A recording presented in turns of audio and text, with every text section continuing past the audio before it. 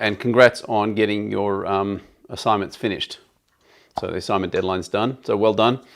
Let me start off with some admin. You've got presentations next week. The presentations are done via video that you've prepared in advance. There was some confusion about providing a PDF. You don't need to provide a PDF. There was some text left on the course website from pre-COVID when we asked everyone to upload a PDF. You only have to upload a video. The instructions for that are all on the deliverables page on the course website. Your tutors will start marking your assignments soon, and you'll get marks and feedback available within 2 weeks of today.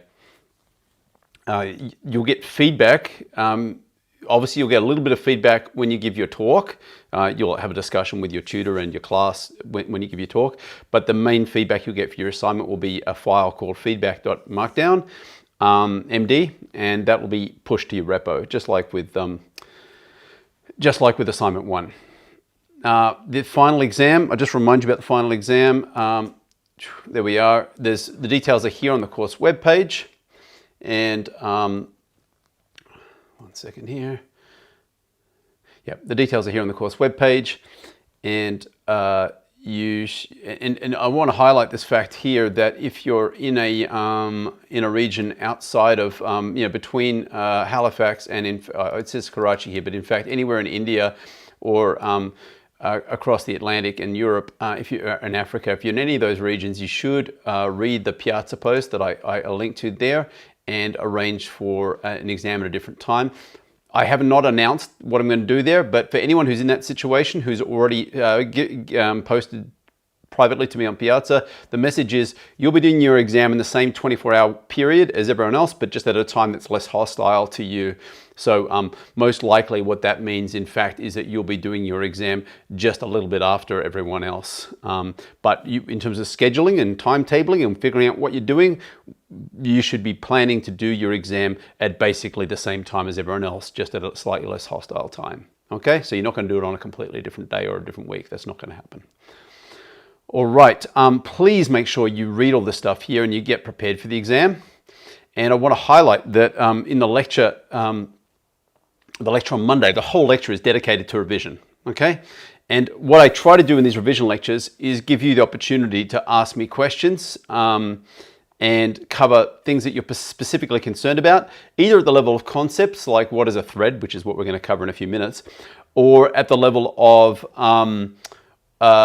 how do I approach question 3A in the sample exam? That's also fine. Okay, so tactical questions about how you should do the exam, they're fine.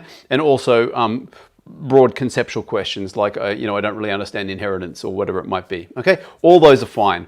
And what I really would appreciate from you, if you would, is to go to that Piazza post that I've linked. It's $14.89. You go to that post and have a look at what's already on there. If you see something you like, then hit the helpful comment button, because I'll use that as a guide to what you all think is important, right? So if one of them's got a lot of likes, then I will do that one earlier. Or I'll prioritize that one. And if you have a question that's not on there, then just put your question in there, and again, other people can upvote it if they want. All right. Finally, one thing I take really seriously in this class is student feedback. Incidentally, I did get feedback. Let me just show you what I did here. I did get feedback from your wonderful course reps, and you'll see one thing I've done here. If you go, someone said they wanted the whole PDF lecture slides, so after I got that feedback, I added it. If you go here, you can get a PDF with all of the C lectures. Someone wanted all of the units in one. Apparently my internet's slow at home. There you go. So you can see all the slides together for the entire module. So you can get all the Java, all the core computer science or whatever, rather than just getting them piece by piece. For those of you who still at this point in the semester haven't noticed this page here, there's a lot of information on the lectures here that you can get the slides for this given lecture. You can get the code I wrote in the lecture, so that will just link directly to GitLab with the code. That will give you link you to the mini quiz on Piazza, and this here will give you other resources which may be useful. I just click on this one here. There you go. It's a whole bunch of resources. Someone said there wasn't enough information on the slides, my slides are deliberately fairly spare. That's actually pedagogically based, very deliberate decision. I make that decision very carefully in the way, in terms of how I design my slides, but I give you a ton load of information. So if you feel like you're lacking information, for example, on hashing, I just did this randomly, it was just what was in front of me. But if you were lacking information on hashing applications, you could you hit this button here, go there, and there's, like, you could read for hours if you wanted to. There's just a ton load of information on each of these things, and you'll find the same for many of them. Some have more and some have less. Okay, so you should not feel like there is a lack of information, but what I deliver in the lecture is what's examinable as a rule. And then I provide a ton load more information. Obviously, there'll be a lot more information here than what I would be examining. All right, any more questions about the exam or, sorry, that was a digression. The point of that digression was that was feedback that I got from Olivia, one of your course reps, and they pointed out that someone had asked for this, so I've gone and added to the website straight away. And then they also talked about the detail on the slide, and I just responded to that now. If there's any other feedback you have, things that you really liked, I want to hear about it. Things you don't like, I want to hear about that. The fact that the pandemic sucks, well, yeah, we can all agree on that one, but there's not much I can do about that. I mean, one thing that I am particularly interested in is for those of you who were around in the first few weeks of semester, whether you were virtual or physical, how you found those first few lectures that were done hybrid. I personally loved them. It's much harder and much less fun, I think, to lecture completely remotely. But if you have any comments on that, which can help the next lecturer, because, you know, even if all the lockdown rules go away, and I noticed today they announced, the ACT government announced overseas students will be able to come in time for semester 1 next year, which is great news. Even so, we may still run hybrid lectures in the future if people think they're good.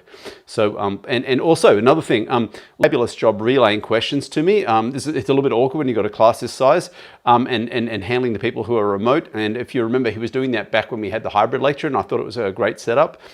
If you have any thoughts on that, or you think things could be improved, let us know. The CELT mechanism is a student forum for giving feedback on all classes. You should use it for every class you do, and I particularly welcome your feedback, both positive and negative. The more constructive it is, the better. So if you have something negative to say, if you can frame it, if you have the opportunity, you can frame it in a positive way, saying, great. Okay, if you just say, like, pandemic suck, well, that's less helpful, but I can sympathize. All right, now moving on to the very last content in the whole course. Monday's lecture is just revision. Fairly short treatment in this course, so it's one of the semester. And I'm going to start by asking you to think about a 7-Eleven, okay? 7-Eleven or some store like that, or maybe like a petrol station, gas station, where you get petrol late at night, and there's someone there and they may have like coffee, newspapers, sweets, and maybe even some hot food, maybe, all right? But it's a single person, all right? I want you to think about that situation. So if you've ever been to a 7-Eleven store, like at 2 o'clock in the morning, there's often just one person there, and they're doing the checkout. They're selling ice creams, and they're selling donuts, and maybe coffee, and as well as other stuff, and they're doing all the jobs. And if someone spills the coffee, they go clean it up, right? One person. Right? Then I want you to think about the largest grocery store that you regularly go to. So maybe it's a Coles or a Woolworths or something like that. A large grocery store which maybe has 10 or 20 checkouts,